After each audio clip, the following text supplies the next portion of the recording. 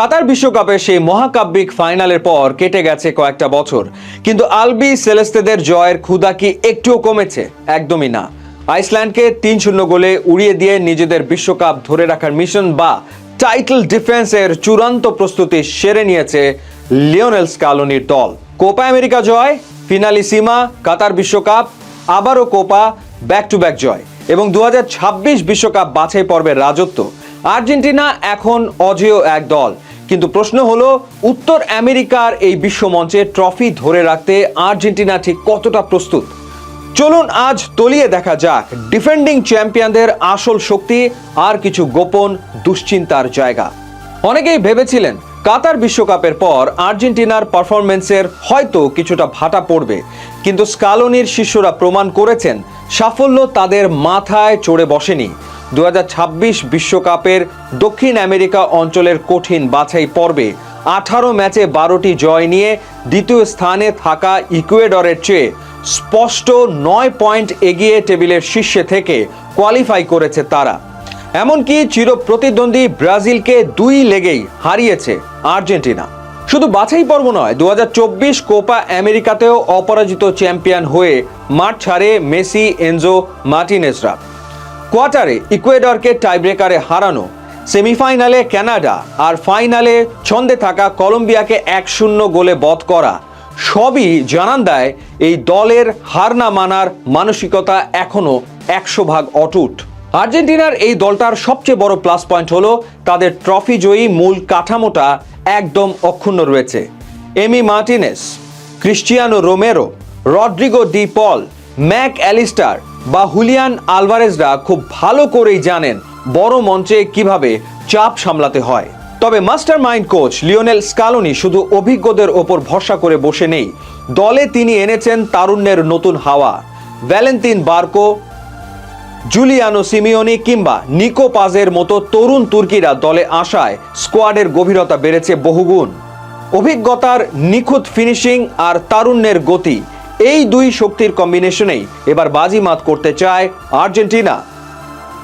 আর দলের সবচেয়ে বড় চালিকা শক্তির নাম অবশ্যই লিওনেল মেসি। বয়স ৩৮ পেরিয়ে গেলেও তিনিই এখনো দলের সেরা গেম চেঞ্জার। আইসল্যান্ডের বিপক্ষে প্রস্তুতি ম্যাচে বদলি হিসেবে মাঠে নামার মাত্র কয়েক মিনিটের মধ্যে গোল করে বসেন LM10। পেনাল্টি হলেও মুভটা ছিল তারই তৈরি। এরপর থিয়াগো আলামাডাকে গোলের পথটাও বানিয়ে দেন তিনি।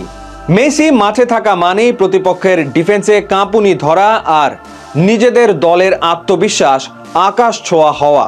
হন্ডুরাসকে ২-০ এবং আইসল্যান্ডকে ৩-০ গোলে হারিয়ে দল যে পুরোপুরি প্রস্তুত সেই বার্তাই দিয়েছে আর্জেন্টিনা।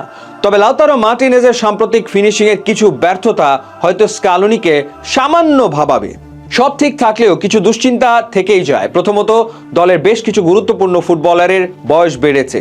দ্বিতীয়ত, অতিমাত্রায় মেসি নির্ভরতা বড় ম্যাচে বিপদের কারণ হতে পারে, বিশেষ করে ইউরোপের হাই প্রেসিং এবং অত্যন্ত দ্রুত গতির দলগুলোর মুখোমুখি হলে আর্জেন্টিনার রক্ষণভাগ কতটা গতি সামলাতে পারবে সেটাই এখন দেখার বিষয়।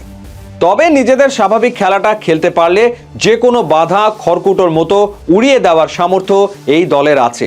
তবে আর্জেন্টাইন ডাগ আউট খুব ভালো করেই জানে বিশ্বমঞ্চে এক মুহূর্তের অসতর্কতা মানেই বিপদ। কাতার বিশ্বকাপের প্রথম ম্যাচে সৌদি আরবের বিপক্ষে সেই ট্র্যাজিক হার কিংবা ২০২৪ কোপা আমেরিকার কোয়ার্টার ফাইনালে ইকুয়েডরের বিপক্ষে টাইব্রেকারের স্নায়ুচাপ মেসিদের শিখিয়েছে কিভাবে খাদের কিনারা থেকে ঘুরে দাঁড়াতে হয়। বিশেষ করে কোপার ফাইনালে কলম্বিয়ার বিপক্ষে ম্যাচের মাঝামাঝি সময় মেসি ইনজুরি নিয়ে কেঁদে মাঠ ছাড়ার পরও দল যেভাবে ঐক্যবদ্ধ হয়ে অতিরিক্ত সময়ে লাউতারো মার্টিনেজের গোলে ট্রফি জিতেছিল, তাও এক বিশাল শিক্ষা। এটি প্রমাণ করে আর্জেন্টিনা এখন শুধু মেসির জাদুর ওপর নির্ভরশীল নয়, বরং যে কোনো কঠিন পরিস্থিতিতে যে কোনো খেলোয়াড় ম্যাচ জেতানোর নায়ক হয়ে উঠতে পারেন। এই মানসিক পরিপক্কতাই ডিফেন্ডিং চ্যাম্পিয়নদের সবচেয়ে বড় অস্ত্র। টানা ৩ নম্বর আন্তর্জাতিক মেজর ট্রফি জয়ের মিশন সামনে রেখে আর্জেন্টিনা ফুটবল বিশ্বকে স্পষ্ট বার্তা দিয়ে দিয়েছে তারা তৈরি। এখন অপেক্ষা শুধু বিশ্ব মঞ্চে আসল লড়াই শুরু হওয়ার।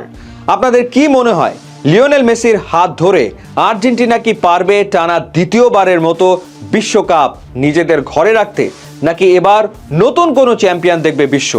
আপনার মতামত কমেন্ট করে জানান।